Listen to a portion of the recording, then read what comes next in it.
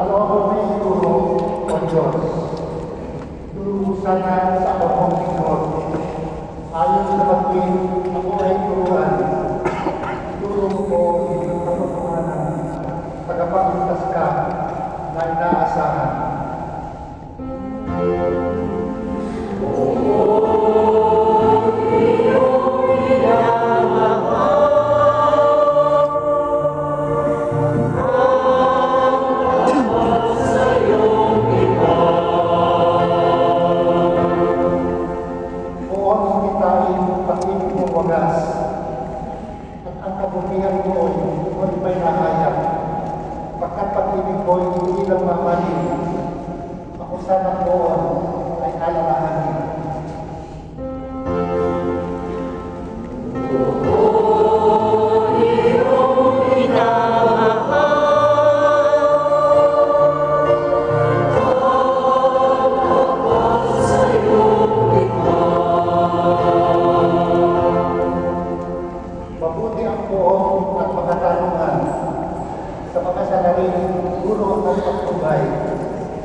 Sa mababang loob, siya ang gabay at nagmuturo ng kanyang kalooban.